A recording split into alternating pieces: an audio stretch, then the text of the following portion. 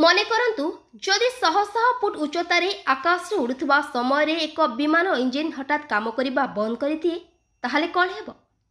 ଏକଥା ଚିନ୍ତା କରିବା ମାତ୍ରେ ଯେ କେହି ନିଶ୍ଚିତ ଭାବରେ ଭୟଭୀତ ହୋଇଉଠିବେ। ସଦ୍ୟ କାଲିଫର୍ଣ୍ଣିଆରେ ଦେଖିବାକୁ ମିଳିଛି ସମାନ ଘଟଣା।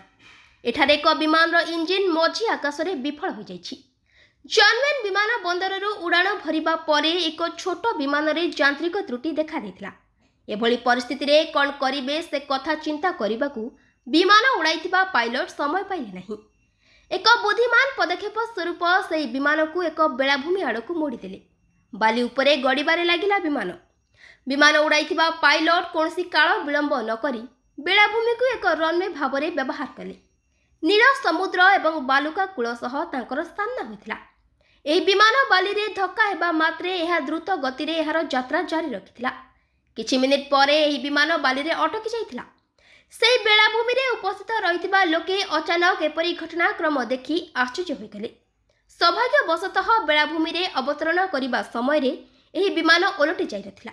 ଘଟଣାର ଯାଞ୍ଚ ଆରମ୍ଭ କରିଦେଲେ ତଦନ୍ତକାରୀ ସଂସ୍ଥା। କୁହାଯାଉଛି ଯେ ଏହି ବିମାନର ସମସ୍ତ ଯାତ୍ରୀ ସୁରକ୍ଷିତ ଅଛନ୍ତି। କୌଣସି କ୍ଷୟକ୍ଷତି ହୋଇଥିବାର ରିପୋର୍ଟ ହୋଇନି।